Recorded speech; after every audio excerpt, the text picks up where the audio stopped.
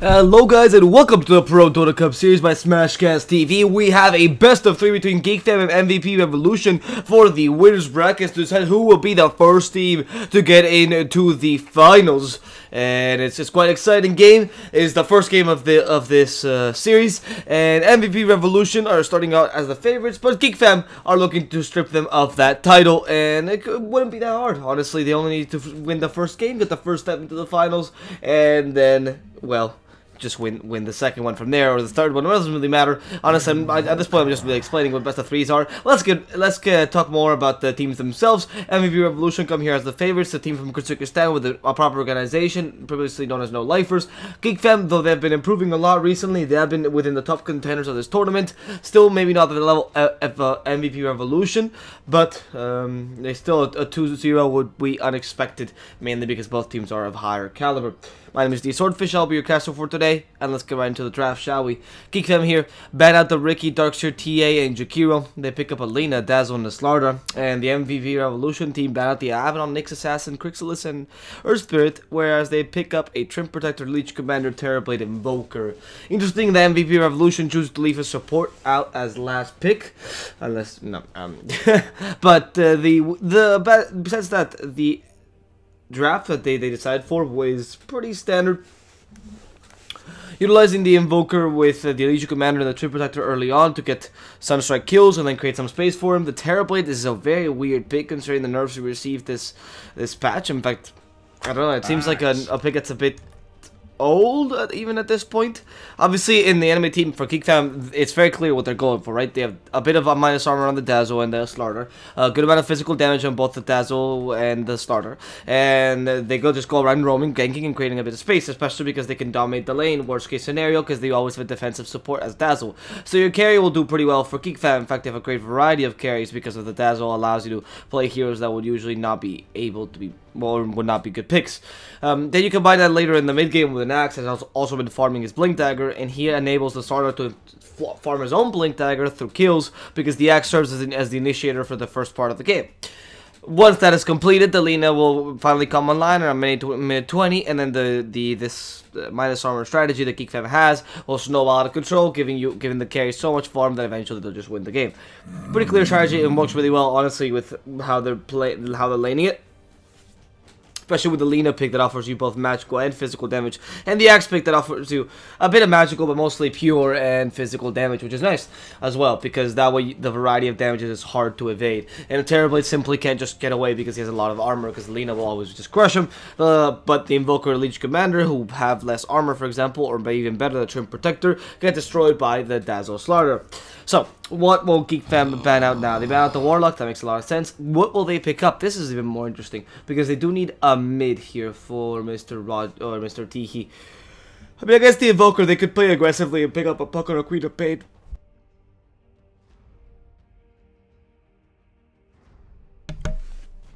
Pick up a Puck or a Queen of Pain for Teehee, the typical monsters. I mean, you could go for the classic TA, but of course it's been banned, so, or they banned it. Oh, they're gonna actually pick up a Oh wait, what am I saying? Why did I say mid? Oh no, the Slark was the pick. Sorry. I actually, first match of the day, curse the match. Right, Slark was the best pick here. We'll talk. I mean, it's so obvious. Good against Terrorblade. Stops the shot with the Shadow Dancer. You stop the Sunder. You took away his stats, so his armor actually is decreased.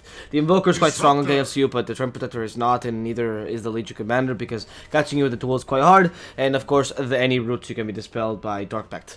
Now, the Starter is a great pick here for MVP Revolution. Leaving that last support pick to the end might have had a huge effect for them, because not only is Blizzy a great disruptor, which is obviously a pretty nice fact, because obviously you're confident in the hero, you also obtain a way to actually deal with both the Slark and the Lina and force them to either get items like Yule Scepter or BKB, which they don't necessarily want, to stop the snowball, or alternatively, well, make them suffer, because both the Static Storm and the Glimpse are things that they cannot evade at all.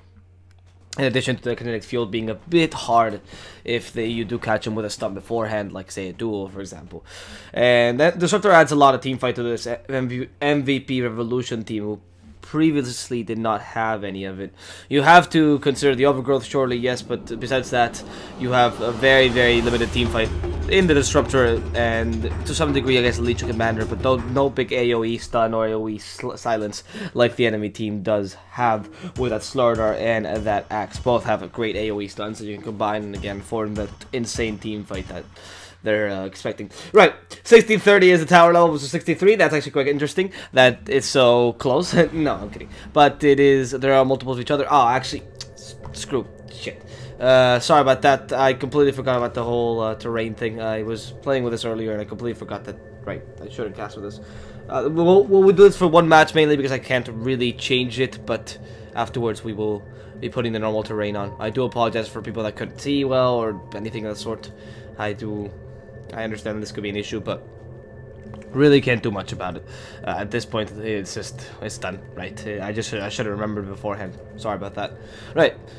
That said, the game is paused because of some sort of mic issues. But looking a bit, right, sorry, I don't know why I spaced out completely on the Slark pick earlier, but he is really good because he offers that combination of magical and physical damage that Geek fan was seemingly looking for. He works really well with Dazzle because the Shadow Dance, of course, works wonders with him. They already picked up the Axe, so the Dazzle's even going to be more effective as opposed to usually where he only gets heals, but this time the Shadow Grave actually can't be used. With the Shadow Grave, the duel is quite easy, so even if they can't shoot stuff, it's not that big a deal. And the only issue the Stork suffers from here is the area damage the enemy team has. Both the Invoker, to some degree, the Disruptor, and definitely Leech Commander have a lot of area damage that can finish you off when you're in Shadow Dance, so you might have to use that a little bit less aggressively, unless you're using combination with a Shallow Grave, for example, from the Dazzle, or with a Shadow Wave, so that he can heal you once you become in Shadow form. I wonder if you'd go Ags. I can't imagine us seeing a Dazzle Ags ever, but you know, it'd be a cool thing to see, to Shadow Wave or Shadow Grave in an area. Though I can't imagine that being useful in this game. Well, actually, you have two suicidal peeps, so I can imagine that. Yeah, Slardar and Axe are both kind of suicidal when they go in because, well, they're going to be going up against an Invoker. In the late game, I gotta give it a bit to MVP Revolution, though I'm not particularly a big fan of the Terrorblade pick. They got nerfed ridiculously in the last patch. Not only are illusions worth more gold, a ridiculous amount more gold, they hit towers for less, again. And I mean, those two factors alone are insane. The amount of gold illusions are worth on Terrorblade is ridiculous. So you either not feed them, which is something that you don't really like to do, or you figure out a different way. I mean, the towers got nerfed severely in terms of the towers got nerfed severely in terms of, the tower pushing, sustained tower pushing got nerfed severely in this last patch. So, and even the early on aggression from the shrines got nerfed. So, it's not really that beneficial to push towers, you know, like little by little. It's better nowadays to just push them all at once, and Terrorblade is not particularly great at doing that. I think MVP Revolution is probably looking for a team fight kind of oriented lineup. They do have an Invoker after all, but just a later team fight, 20 minute, 25 minute, 30. The Slark by that point, he probably has a bunch of items. Is probably really strong. Has Silver Edge, Echo Saber, say a minute 30. Silver Edge, Echo Saber, maybe Scotty.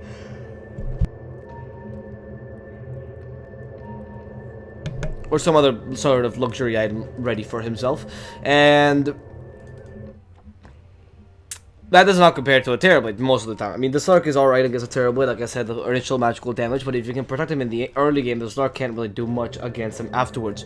Just to mention that MVP Revolution can't just use their living armor to protect the Slark for, well, for the fact that, sorry, to protect the Terrorblade, because the Slark obviously takes them off because of the Dark Pact, so those charges of the living armor actually just get extinguished immediately. Which is why MVP Revolution really not going to have the easiest time in the early game, but once they surpass that 20-25 minute mark with decent farm, they should be okay. Especially with the Invoker and its counter initiation. Being able to counter initiate so effectively with the Invoker against the against two melee initiators, that's really effective. If you had some sort of initiator that was, for example, a Tide Hunter or even an Enigma, it'd be different because, well, either one is range first of all, and oh wow, that actually doesn't. Oh, okay.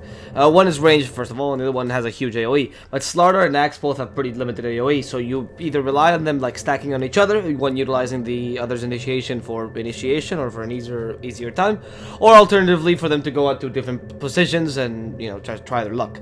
And of course, that may not be. Neither of those things may be possible because the tornado can stop you any second, EMP as well to stop your initiation, and the deafening blast could even push you back with it, which is Axe or even as Slardar could definitely kill you.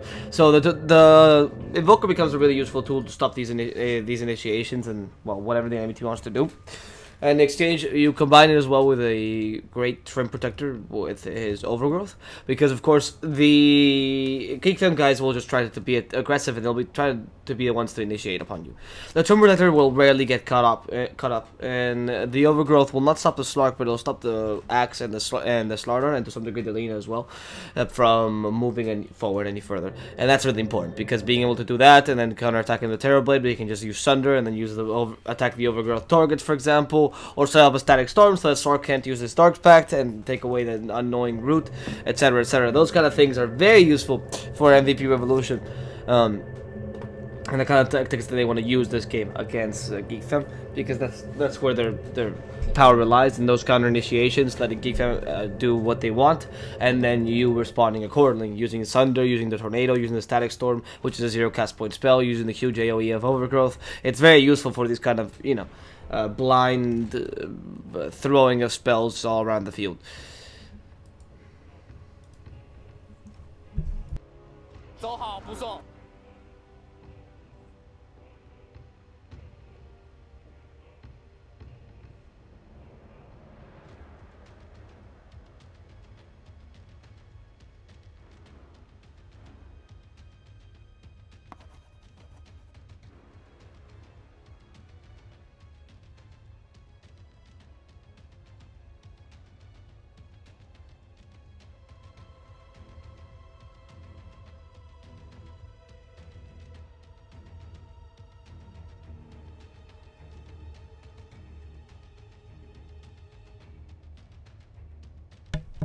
Well, the pause continues, but here we remain. Let's see if they can come back soon-ish. I mean, we've already talked about what MVP Revolution want to do this game. What is it that Geek Fam are looking for?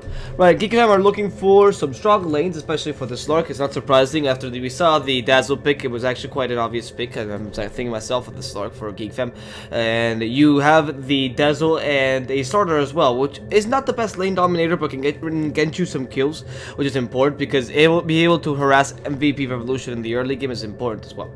Because of course you want to stop the Terrorblades farm and whatnot, and you also don't want to let the Legion Commander snowball a bit so that she can create space to herself, and that would become a huge problem. So what you do in the early game is you use the Shadow Wave plus a Stark Pounce to actually deal an insane nuke of damage. The Shadow Wave, just level 1, just to get an idea, it does 80 damage and heals 80 health, right, from the Slark itself. So if it's just the Slark next to a target, right, he essentially gains a difference of 160 health, which is not bad.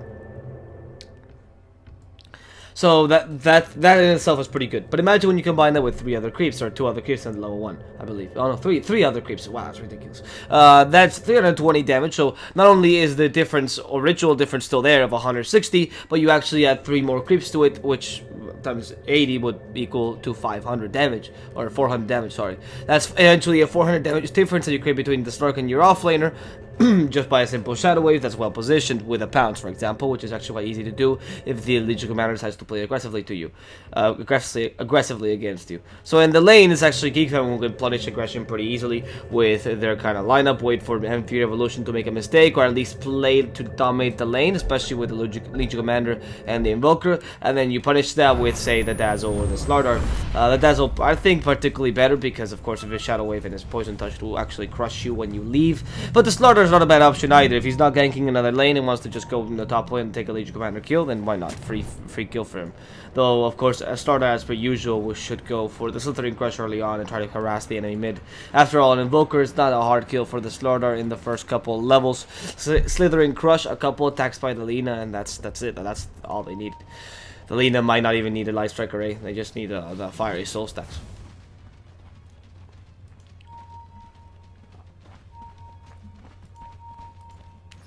And now both teams are preparing themselves. So before they start hitting each other, let's present both teams real quick. My name is DSwordfish. I will be your caster for today, and let's see what MVP Revolution and Geek Fam have for us in this matchup.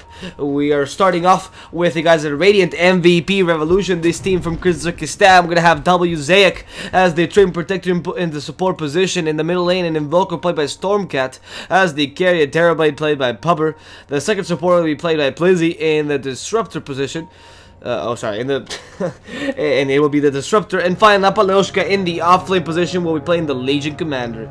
As for Geek Fam on the Dire side, we have Tihi on the Lina in the mid lane. In the offlane position, and Axe played by Velo. As the carry, Psionics will be running a Slark in this iteration. And the two supports this game are going to be Raji on his Slardar and the Dazzle played by Net. Alright, how does it work for Geek Fam here? How are the lanes for now? That was a weird creep skip, actually. That is really weird. I'm not entirely understanding this purpose of this. Okay. Do they want to let the lane push? I think so. I think they overpulled to let the lane push. But Psionic's doing the same. Okay, I mean, that was a used TP just for that. I don't think that was the best usage of a TP, let's be honest. But, good try. I mean, Psionics was really good at doing the same thing, so it ended up working out. Right. That was a weird play, but, I mean, the reason why he was doing that, I can only imagine, so that the creeps would get closer to the tower, around, what's the tower's range? Probably they were going to land around here if Psionics would not decide to pull the lane, or pull the own enemy lane, so that wouldn't happen.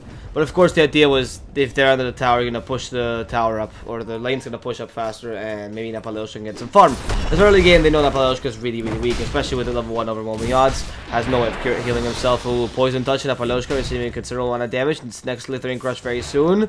They don't have enough, or they do have enough movement speed, but they don't want to try it out. 335 versus the 320 base that Legion Commander has. A bit hard to land the Slithering Crush without a bit of doubts. And that makes sense, it's normal. It does seem like they're running. Oh, Pubber, careful. I wants to attack Velo pretty hard, but of course the TP will save his life. There's no glimpse or anything to stop him because that route takes way too long to come online now on the Trip Protector. Right, let's analyze the lanes ever so slightly. We have the Invoker versus Lina matchup in the middle lane. We haven't really talked about this one, but well, Lina should be winning the lane eventually. Maybe in the first level it's a bit harder because of the exort damage. It actually adds a lot to what the Invoker can do, but later on in the lane, I would be surprised if the Invoker had more, or even, sorry, had the same or even more lacets than a Lina who has a Dragon Slave spam constantly. Once you guys are bottled, it also increases her, well, it makes her much. Oh, Zayak realizes that Axe is way too strong and has to TP away from him right in his face. He had no Berserker's Call because instead he decided to call for 1 point in Battle Hunger. Definitely worth it because it dealt a lot of damage to the Axe there. Okay, in the middle lane. It was in the middle lane, alright. Then they get a first blood against Stormcat. I believe Slithering Crush. Yeah, Quick came in with a sprint, Slithering Crush, then Light Strike Array and finished him off. Right, let's look at the bottom lane now. Velo versus what? Mainly it's going to be Axe versus Disruptor and a Terrorblade. Terrorblade doesn't do too well against Axe, honestly. The Metamorphosis puts a bit of pressure onto him with the Battle Hunger, and even so, I mean, on top of that, on top of Battle Hunger, you have the Berserker's Call and that pure damage that comes from your counter helix. Terrorblade with his low HP pool doesn't really deal too well against that, and of course his reflections only add damage to the spins because there's more spins. So overall, maybe not the best matchup for him, unless he has the help from Blizzy and from Zayak. With those two, he might be able to take him down. Velo probably can't get too much out of this lane, just, you know, harass a bit in the early game and put a bit of pressure, but he has to mainly take farm in the jungle, which is not a bad idea for Geek Fam either, because Axe is a pretty good farmer. Whereas here, obviously, Lich Commander, a decent farmer in the jungle, but nowadays really rather go lane by a lot. So for now, that said, looking at those are the lanes, right? So Geek Fam has a slight advantage, I would say, because of the stronger off-laner in terms of jungling power early on, especially if he makes stacks. But not if Velo keeps going to lane and sacrificing a lot of experience, because he needs to start getting experience right now. Zayak, careful, because Raji is following him. He has a sprint and a Slithering Crush, but has no dust, so I don't think they can get a kill onto this Trip Protector. They get the bounty rune though. Raji doesn't let him steal it, so that's important. And in the end, that's just a little bit of an advantage for the Geek fam. A little bit more of an advantage, but it's the early game. It's expected. They're supposed to win anyway. MVP Revolution are playing the long game right now. With an Invoker that might not be winning his lane by any means, but at least he's getting a decent amount of last. It's decent enough to get the Midas at a reasonable time and eventually recover in this game. After all, the Dragon Slaving Lina is just taking him all away. Look at that.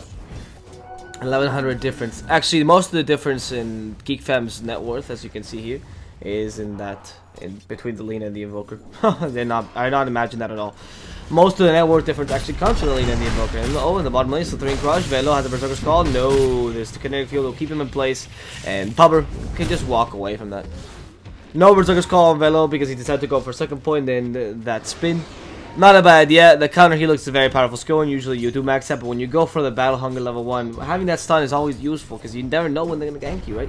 Oh, careful, T-He being hit by the Sunstrike. That is divided among all the creeps, so that's not a big deal, but the Cold is hurting him quite a lot. There's Laguna's Blade, wants to cut down the tree, W Zyke might survive, and Stormcat cannot get the kill either. Lack of Wex makes it so he doesn't have Tornado. Meanwhile, in the bottom lane, Velo has pushed a bit too far, and he's going to be punished by Pubber and Blizzy, who track him down, kinetic fueled him, and then kill him under the tower.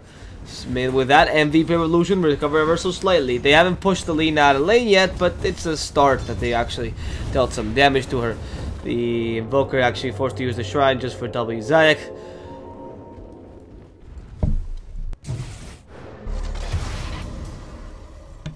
In the top lane, actually, we see Legion Commander die against the damage of the Shadow Wave. She was just, well, I can only imagine chased down by Pounce and then forced to Shadow Wave it down. The Pounce is a weird interaction with the Dispel mechanic, actually, because the Legion Commander should be able to Dispel with her press the attack, of course, because it is a Dispellable skill, but it's not able, she's not able to Dispel it for the simple reason that it believes, or the way you Dispel Pounce is by turning yourself magic immune or by using the Manta style and phasing yourself out of existence. It's a different kind of Dispel for some strange reason, and it doesn't, it's because it dispels the area around you, both of them, sort of, and the Legion Commander thing does not, because you're single target, so... Yeah, so it's a weird interaction, which is what she's actually suffering a bit against the Stark. He's also playing pretty aggressively, trying to cancel the whole Legion Commander pick, making sure that he can't play too effectively. Oh, W Zyke in the middle lane, looking for that T-He kill, but of course Invoker's gonna be the first one to get it. Oh, they get that kill onto the Invoker in the mid lane. The kinetic field now plus the glimpse to stop T-He from moving and to go back near the tower. Blizzy is still alive though, surviving under the trees. W Zyke will be destroyed by T-He, and when Blizzy comes out, peeks his ugly head, and Blizzy will punish him by throwing 6 fireballs at it. As the Geek Fam guys to not only survive a really weird skirmish, but also get 2 extra kills, and as a result, they're going to be pretty happy to just go home, you know, TP away, and really taking away the resources from the map for the guys at Geek Fam. That's the whole point, I think, at the beginning. Oh, sorry, for the guys at MVP Revolution. Taking away the possible farm they could, or the possible space they could have with both the Invoker and the Terrorblade. Not put pressure on the Terrorblade yet, because of course the objective is the Invoker first of all, because Terrorblade still takes a while, and just punish him a bit in the early game. Though Velo is suffering here a lot for no reason. The root is still only level 1 set. Oh no, it's level 2 root. That's surprising. Actually went for max nature's guys, and Velo, ooh, almost got hit by the Sunstrike. Survives it luckily, and actually goes into the Shrine. W Zyke, they put a straight sentry down. They could catch him with Berserker's Call, or even better, the Slithering Crush. No, he's gonna be able to just walk away and try to find a T-He instead. W Zyke unsure as to what to do when he sees Alina farming. I guess he's gonna steal her farm. Don't be too close to her though. She might just know you're there. Not that hard to know that a Trumpeter is there. Right, let's not forget that. Good morning, Sheldon. How you doing?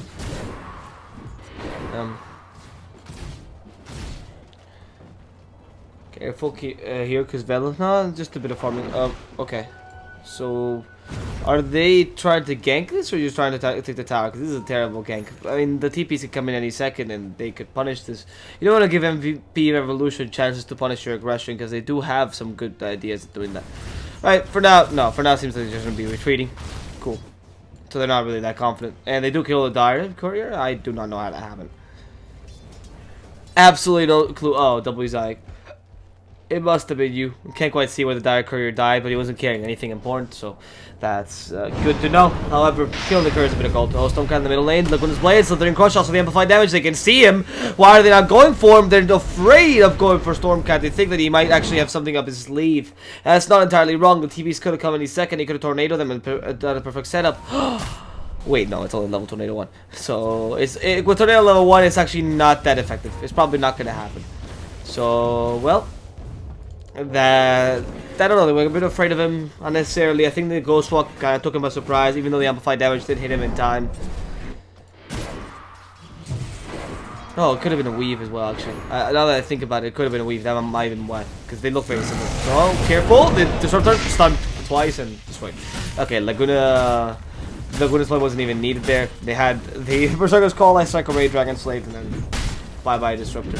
Very low HP. Going now on the bottom tower. Geek Fam will plan to take another objective for their squad, increasing the difference in net worth between both teams even further.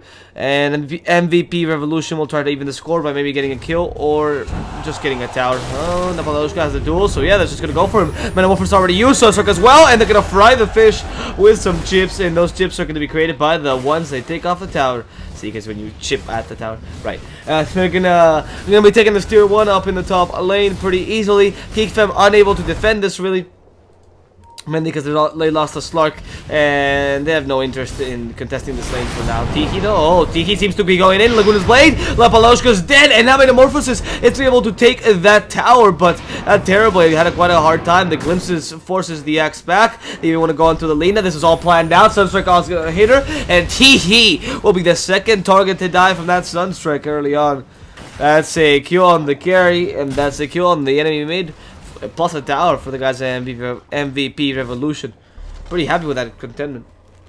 Right. One quick second.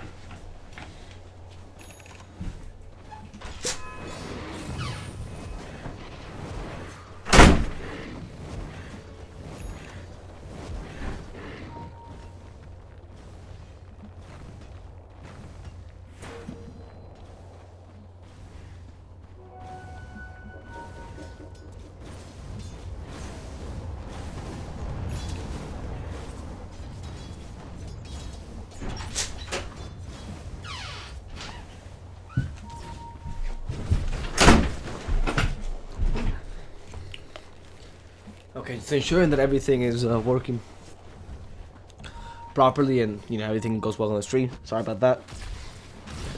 Back to it, we see that Geek Fam is waiting still by a bit in the worth, which is expected. Like I said, they were expected to have the better early game.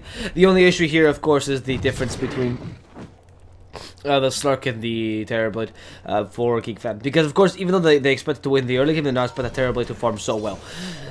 And the difference here in net worth comes mainly from the difference in supports and the offlaner. So good job, Stormcat. Which is not that big a deal because, of course, the difference of 400 or what 600 in the mid, as long as Tiki doesn't get the skill, yeah, it's actually kind of fine. Oh, in fact, they're going to kill on Tiki because the cold snap is actually hitting him pretty hard. That Sunstrike are set up, and it's going to blow up the lane. And the Static Storm also stopped him in the middle of that. They missed the Overgrowth, but not the duel or the Glimpse, and they're able to kill Net in the back line. So thanks to the Terrorblade and Slaughter in the front lines, thanks to the Legion Commander. So they force him to fight with a tank, and they're going to get him quickly, stopping the initiation from Geek Fam, and maybe even able to take a tower as a result.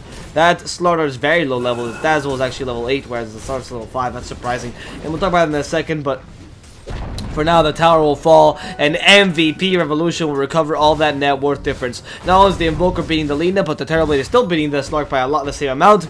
And the Legion Commander's not really recovering, but who cares? She got 20 dual damage. She should be happy. Jesus, don't be greedy, bitch. All right, let's see what. Let's see what Geek Fam. What was the difference with Geek Fam and why there's Dazzle is, or why the Slaughter is so poor.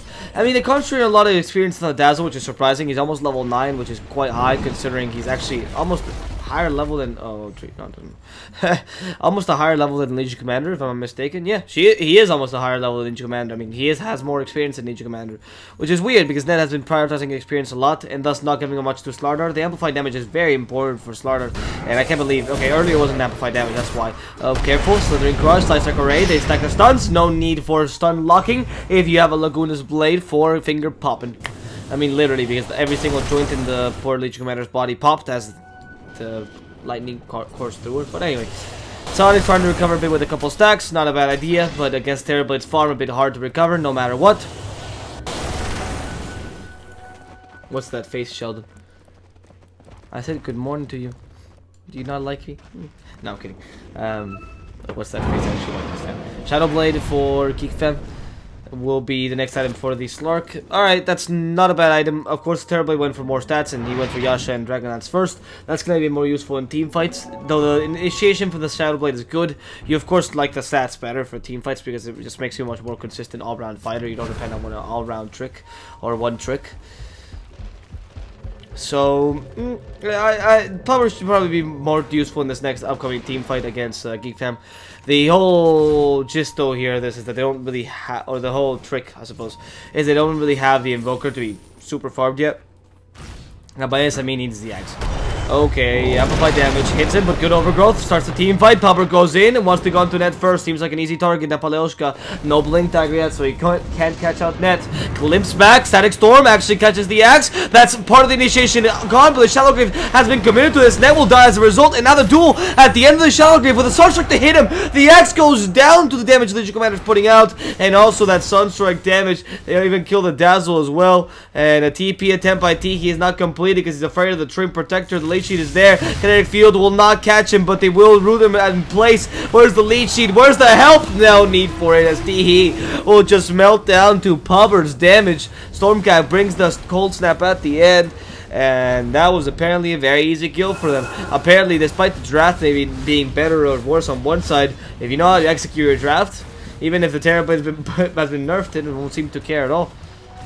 They really don't seem to care, and with the help of the Alacrity as well, their pushing power is ridiculous. So, okay, they start the initiation to Blizzy. That's a weird target to initiate upon, but hey, they already killed him, so good job there, Psionics, knowing his strengths and the enemy team's weaknesses.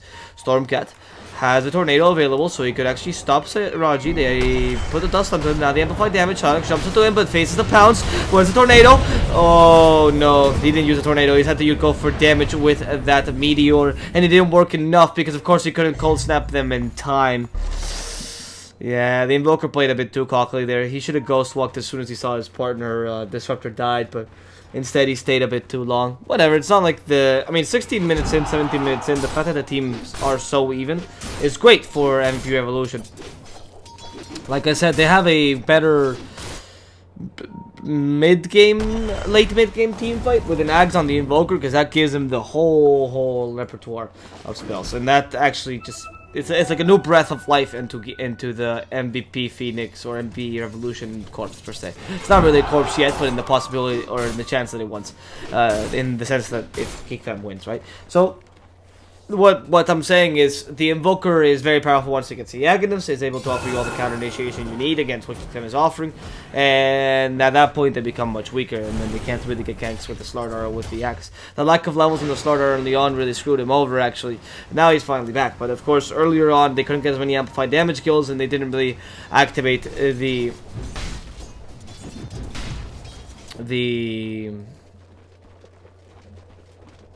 effect the Slaughter can have in the match as well as you could. Okay, they would go on Napaleushka. That was actually weird because they could have just Berserkers called him and actually killed him, but the Axe was a bit too afraid of that. He even had Blink Dagger, so he could have corrected his mistake once he saw it, but decided not to. And now in the middle, in the bottom lane, he actually goes down to the damage the Terrorblade is putting out. No Sunder needed, just Metamorphosis, and he stayed a bit too long. They're even gonna go onto the tree. The tower and down bottom. And yeah, so it was an it was an overgrowth committed. I thought they just hit him. It was an overgrowth committed. That's fine, just for the Lina. And they root her in place, then Terrorblade just finishes her off with physical attacks. Maybe a Yule Scepter is a consideration for the Lina. She's going for a Bloodstone, but it's coming out quite late. Actually, very late. The Lina's been crushed completely in the early game. Oh, Glimpse plus Static Storm puts Psionics in a difficult position under the tower. They have to root him somehow. They will manage to do so in time. Pupper even TP'd in with a Metamorphosis damage, ready to kill off the Slark. And not only do they finish off the lane in the bottom lane, but the Slark also goes down top. That is dangerous for MVP. Sorry, that's dangerous for Geek Fam, because you can't keep losing these heroes, which are so valuable to you, both lane and the Slark. The heroes meant to help you to the snowball. so often, right? Because the Slark, yeah, he might have a Shadow Blade, but he still needs the Echo Saber to have a bit more impact. He doesn't have the levels yet. I mean, the difference in levels is going to become considerable, and even Terrorblade usually it should lag behind in experience because of the way he farms, because he farms with illusions as opposed to farming with, say, you know, himself. So, and mobility and whatnot. So, by doing that, he usually loses out in experience, but he's actually rivaling or matching the Slark, you know, bit by bit in experience, which is dangerous. And if you're the Geek Fam team. Similarly, the Invoker himself now finally got the Axe, and this is going to change things out a lot.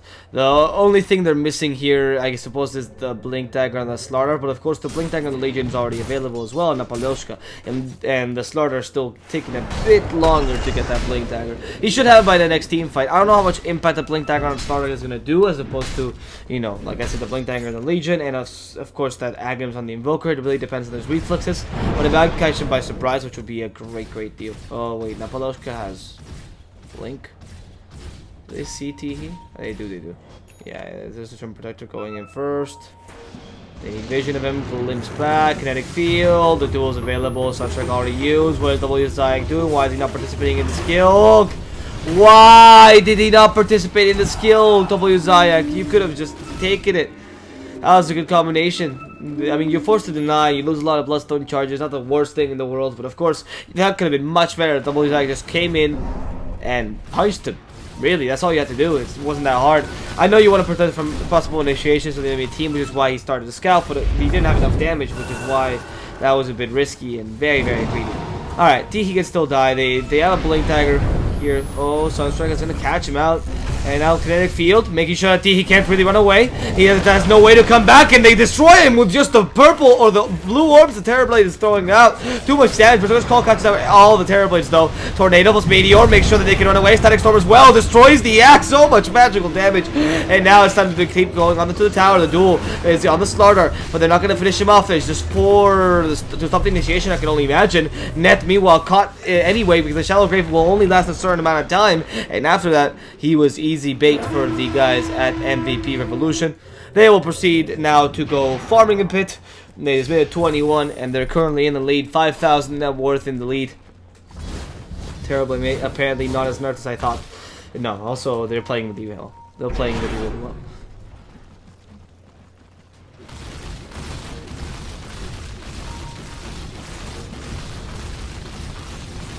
What do you think of late game? Well, we're seeing it now. Like I said, the mid. I was talking about it earlier, but I'm assuming in the draft, so you might have not seen.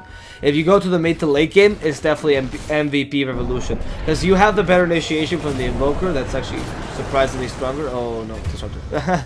Plus the Disruptor and the Trim Protector, which becomes initiator. It become disposable initiators in the sense that they can just go in, overgrowth, Static Storm, and die, and it's fine.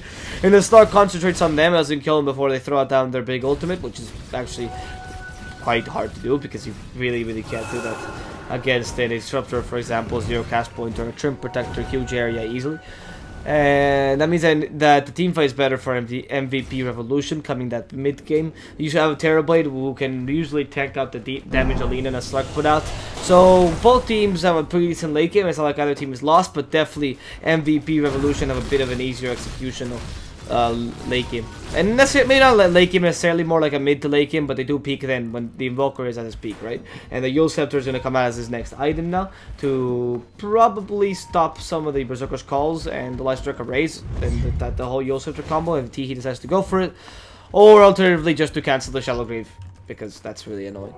And it deals 25 damage now, Yule Scepter, so it's the best way to cancel, or 50 damage, sorry. So it's the best way to cancel Shallow Grave unless he heals up too much up in the air.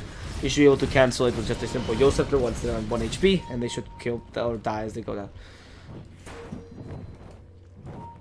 They won't find Invis Raji, a bit too hard to find. That Slaughter's just going to be able to make it out alive. Pupper continues to push this tower in the top lane. Tier 3 that, wow, goes down pretty fast with a Terrorblade, especially with the Manta style illusions. That is an extra amount of push that nobody was expecting. Yeah, that's going to allow him to take the tower quickly, and the smoke is not successful. They don't catch anyone out, but at least they do find the tower.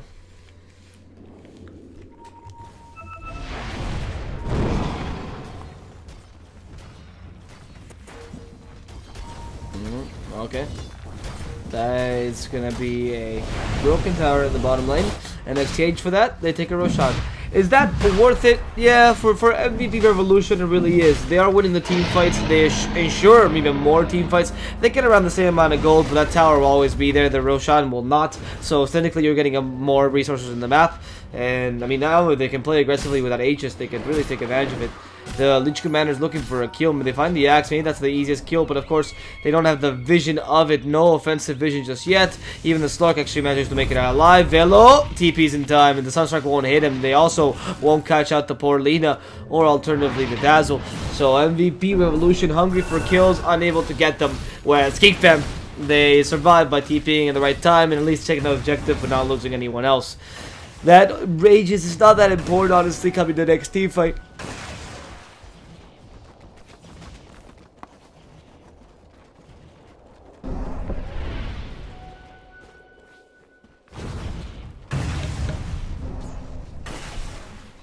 The Age is not too good coming the next team fight for MVP Revolution, mainly because the Terrorblade is not really dying, so it's not going to be that useful on him. So Geek Fam can still fight and or try to get a smoke tank, for example. Ideally, though, you don't really want to go onto the Terrorblade right now because, of course, it's dangerous because he has the Aegis and he can just come back, sunder you as well, so he can get a lot of time. He now is going to also fashion the Scotty, which is going to make him incredibly tanky. And Geek Fam don't really have a way to deal with that except for the stealing stats from the Slark. But Slark is considerably below the Terrorblade in terms of farm, as you should be. But at this point in the game, 25 minutes in, you'd expect the Slark to be able to get a couple more solo kills with just his Shadow Blade and Echo Saber, or at least, you know, go some people in the Geek Fam lineup and do like a 4 versus 3 kind of thing. And it would work out, but of course, MVP Revolution have decided to play the 5-man pretty intelligently. They're staying together, using Terrorblade as push, using not consistent and stable split pushing, which is what was the name of the game in the last meta, more of a kind of a death ball push with the Metamorphosis, which also works out, honestly, considering how much damage the Conjure images actually do. And even though they don't do that much damage to towers, you get a Metamorphosis up, and you don't really care how much the image or the image damage is reduced. Right. Tihi comes to the mid lane. They are ready to fight. They've already used Metamorphosis. They lose the Sakurai. They see Tihi though, and they know exactly where he is and where his plan is because the glimpse. Oh, we're gonna bring him back. He's stunned out. Yes, they use the Bloodstone. Deny way too quick for the Terrorblade to kill him, but at the same time losing that Lina early on for Geek Fam. Maybe not the best of things. Sionis comes in from behind, loses his Shadow Blade, and can't initiate now for 12 more seconds. The Slardar wants to hurt Power, but of course Power hits way too hard right now. And those glimpses can punish anyone that comes near them, so they already know the dangers of being too close to them. Yeah, the usage of the EMP just to zone out, very clever. Take the tower, take the last range, and there's tower, the melee racks, the range racks, all easy and for free. Geek Fam couldn't really do much to defend this. The Lina, who died as well there, is down to 3 Bloodstone charges. She has 16, she's level 16, thus her death timer is actually not that high because that plus the Bloodstone helps her, but of course not down to 3 Bloodstone charges. She is not half the effective woman that she used to be. In fact, the difference in levels is starting to be noticeable. Pubber, like I said, is falling off in terms of experience because he has a Terrorblade after all. The Slark picking up the pace here with the 18 level 18 now, but the Invoker also not too far behind, and the Lina now are already starting to fall behind, especially because of those constant deaths. That made the Bloodstone item pretty much useless, only for the base HP and base regen and whatnot, and you really don't want that on a Bloodstone or not Bloodstone. The Axe is a bit more farmed than the Legion Commander though, so in comparison, at least you're doing well on that front. You have a slightly better initiation on the Axe, but of course, this farm is starting to use for BKB. Oh, they killed. Oh wow, I actually didn't see that. He used a duel and did kill Raji. Okay, good job, Legion Commander. So they can still do that. The Blade Mill is very effective actually, and you always can go in a late game for BKB or not BKB for Aghanims if you're afraid of it. And it's not a bad idea, because you take Axe, for example, with someone like Dazzle, you keep him in the Axe for the longest of times. They can't really do much in the Geek Fam team to stop him, frankly. Or stop Legion Commander from killing Dazzle.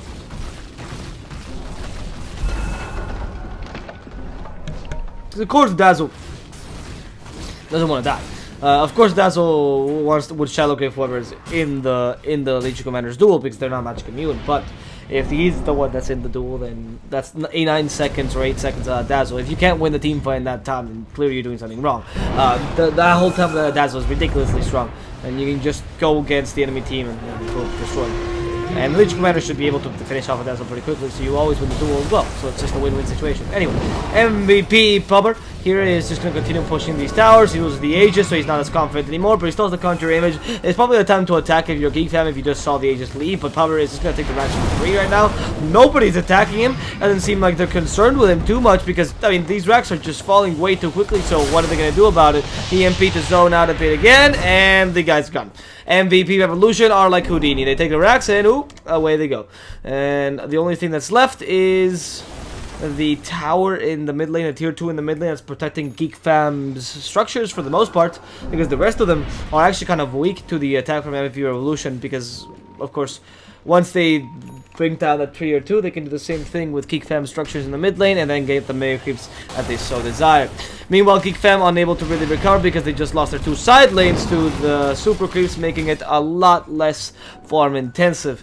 And the Terrorblade keeps snowballing about him with 6,000 gold difference between him and the Slark. Now it's pretty much a pure butterfly that the Slark will not have or be able to deal with. There's no way that the Bloodthorn is coming on lean on time because she's going for Yule Scepter. No, Ethelin's first. Wow, that's poor.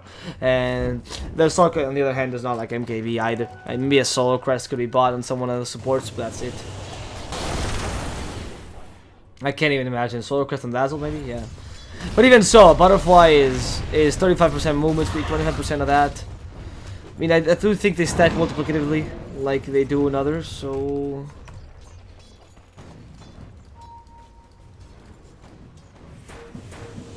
.75% reduction, maybe. I'm not entirely sure, but I think it's 8.75% reduction. Or it should be. Right, the Shrine is gonna go down to the oh, maybe not. It's just an illusion, even though it has alacrity. I keep seeing it hit really hard, but maybe it's just an illusion. The Scotty already makes the Terrorblade really tanky to the magical damage, so it's really good that he's had to go for Butterfly now to prevent some of the physical damage. The extra armor is fantastic, but of course, it gives you a whole of what? Not 7. 4 extra armor, which is really good if you consider it. 4 extra armor is really good for just an offensive item, but on top of that, of course, it gives them the evasion, which is 35%, and that stops the Slark and the Lena's damage to a great degree. Especially Lena's had to go for the plus 50 damage, punish that aggression by forcing her to either go for Bloodthorn or not hit the Terrorblade at all. At this point, you're going to run out of damage to kill the Terrorblade because you need all the damage you can get. However, this farming time that both teams decided to go for is not the best for MP Revolution. Of course, lost their Aegis, and that's what they're waiting for. They're trying to see the Roshan response in time, and then they can take advantage of that, because otherwise I can't really see why they're giving any a bit of space. I suppose they also want certain items. The BKB on the Invoker would be really nice, for example. What is Terrorblade farming right now? The Satanic? I cannot imagine he could get Satanic in time. But maybe the Morbid Mask. Okay, respond in 2 minutes, so it's still gonna take a while. Maybe the Morbid Mask. Actually, you might be able to farm the whole thing in these 2 minutes. Terrorblade is pretty fast. Maybe not the whole thing, half of it maybe. They're gonna continue pushing pressure in this middle lane though. Meanwhile, I like this. The tier 2 has to keep receiving damage. They know they can. After all, they have no way of healing it because they own the Twin Protector. And I'm gonna take the final shrine. That is the last shrine outside of the base for the guys at Geek Fam. And the Slark cannot do much to stop it, frankly. That means that the Roshan is a much more vulnerable position right now because you can't TP close to it, whereas the enemy team can, so you have a huge disadvantage when firing the Roshan. If the enemy team decides to buy back, for example, they can TP immediately to it. In fact, the buybacks are much more effective now for MP Revolution.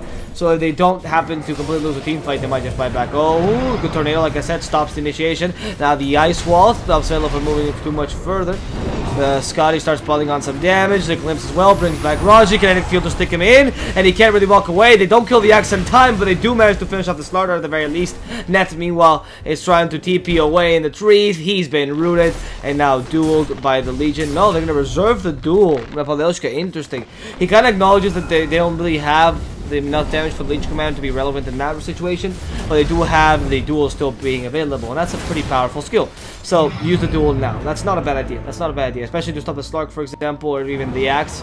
it would work out. All they need is a sentry heal, but of course the Destruct knows when they see him. Oh, the duel's gonna catch an axe. That's exactly what they want. The initiation for the enemy team is gone, but Psyonix is starting to kill Napoleoshka. He's been Shadow Dance, and he has to not use the BKB yet, which is perfect. Now Stormcat forced to use the BKB. Psyonix and Stormcat BKB fight, but this hurts Stormcat much more than Psyonix. Psyonix will survive. In fact, get the kill on the Invoker, but Pummer continues to hit these racks down. He has Scotty and Butterfly hits really hard. Is so close to destroying the melee ones. Finally gets them. Pummer goes to the Stark. Is it the best of ideas? Yes, it is. Psyonix can't get away from this. The overwhelming odds. It's gonna destroy them. T also can't deal with a Terrorblade, and MVP Revolution will be taking this game number 1 by the horns and veering it exactly where they wanted to go, steering it and dominating until Geek Fam finally gave in, saying no more MVP Revolution. You take game number 1 of the best of 3.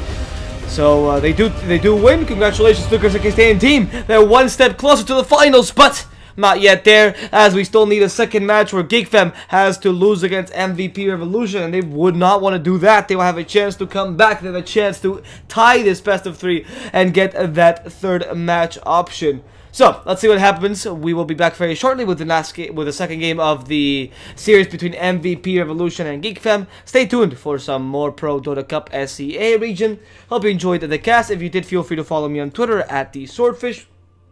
I'll put the link in the chat. I also post the replay so you can check it out there on my Twitter account. There's a link to my YouTube account as well. And I will see you guys shortly with some more Dota 2 between the teams of MVP Revolution and Geek Fam. Until then, guys.